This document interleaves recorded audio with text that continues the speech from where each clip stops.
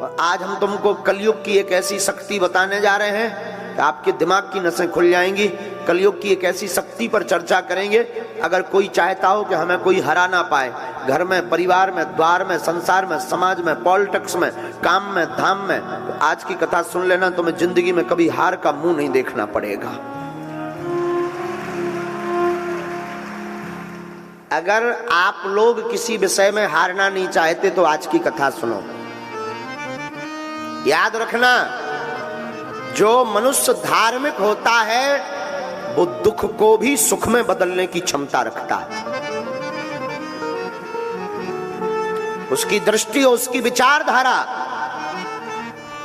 दुख को भी सुख में बदल देती है। बिना धर्म का व्यक्ति, कथा में याद रखना, बिना धार्मिक व्यक्ति, बिना धर्म का व्यक्ति ठीक वैसे ही होता है जैसे बिना लगाम का घोड़ा होता है। जिस प्रकार घोड़ा परम स्वतंत्र होता है, वैसे ही बिना धर्म का व्यक्ति भी बिना लगाम का होता है। और लगाम धर्म की जरूर होनी चाहिए। धर्म का मतलब ये नहीं है कि आप कथा में बैठ गए, आप शंकर जी को मान रहे हैं, आप हनुमान जी के भक्त हैं तो आप धर्मात्मा हो गए। धर्म का मतलब यह है कि आपके सामने कोई भी सनातनी हिंदू अपना धर्म का परिवर्तन ना करवा पाए।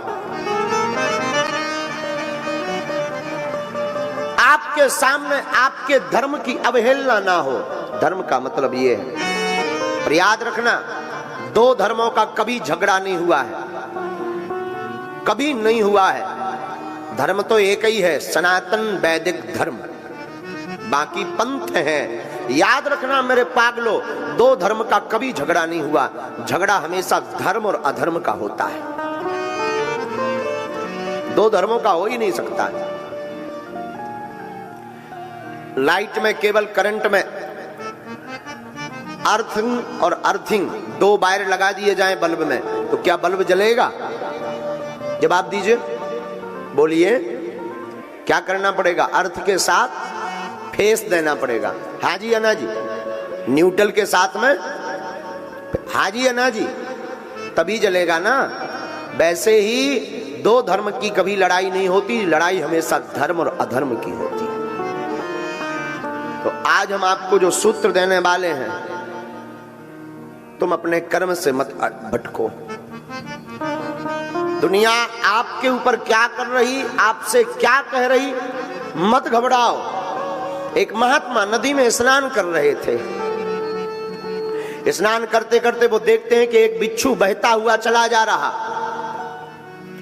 महात्मा को लगा कि हमें बचाना चाहिए वरना ये मर जाएगा। महात्मा ने अपना हाथ लगाया, बहते हुए बिच्छू को हाथ पर रखा और फेंकने की तैयारी की तो उसने डंक मार दिया, काट दिया। महात्मा के हाथ से बिच्छू गिर गया। महात्मा ने हाथ फटकारा, फिर वो बिच्छू भागने लगा, बहने लगा। महात्मा ने फिर हाथ लगाया और हाथ पर रखा। वो बिच्छू ने फिर काट दिया, वो फिर गिर गया। महात्मा ने फिर हाथ फटकारा। विदिन 50 बार बिच्छू ने काटा।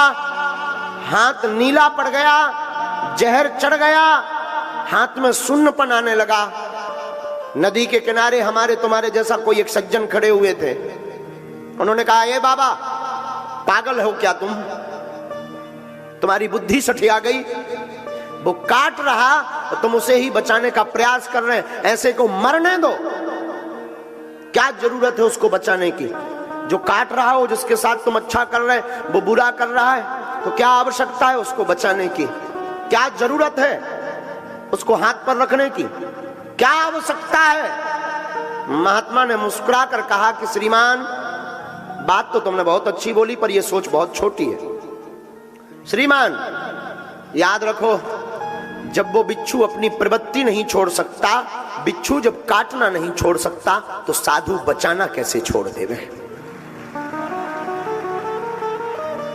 वो अपना काम कर रहा, हम अपना काम कर रहे। वो मरते मरते भी अपनी आदत नहीं छोड़ रहा और हम जीते जीते अपनी आदत छोड़ दें।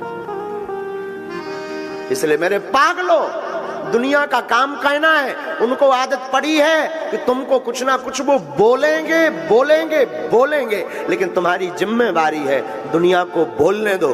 तुम डिगना नहीं, तुम बहकना नहीं, तुम अपने रास्ते पर बढ़ते कदम चले जाना, एक दिन मंजिल अवश्य मिल जाएगी। चाहे वो मंजिल परमात्मा को पाने की हो, या वो मंजिल आपकी जिंदगी की हो, या कोई पद पाने की मंजिल हो, या प्रतिष्ठा पाने की मंजिल हो, या भगवान को पाने की मंजिल हो, लोगों को कहने देना। लोग कहते रहेंगे, तुम बढ़ते जाना और एक दिन मंजिल पा जाओगे मेरे पागलों। आदत मत छोड़ना, लोगों के कहने पर तुम बहक मत जाना, लोगों को कहने पर तुम हट मत जाना। याद रखना, अहिंसा धर्म है।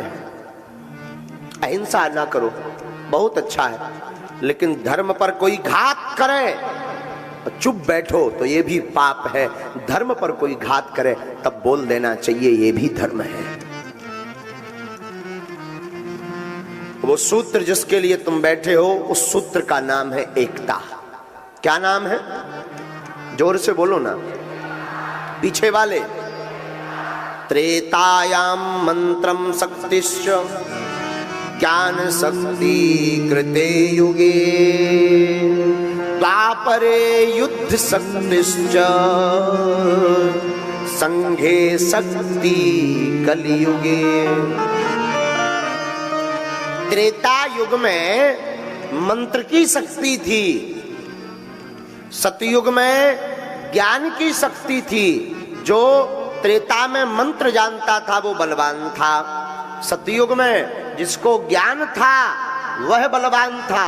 पर द्वापरे युद्ध शक्तिश्च, द्वापर युग में जो युद्ध जीतने की कला जानता था वह बलवान था। लेकिन कलयुग में ये तीनों नहीं है। कलयुग में संघे शक्ति कलयुगे, कलयुग में एकता ही शक्ति है, वही बलवान है। जिसकी एकता वो बलवान।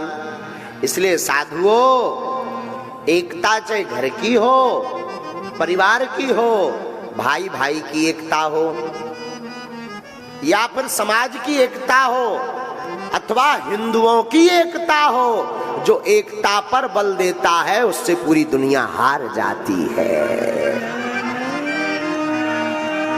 कलयुग का प्रभाव, कलयुग में जिसकी महिमा है वो एकता की।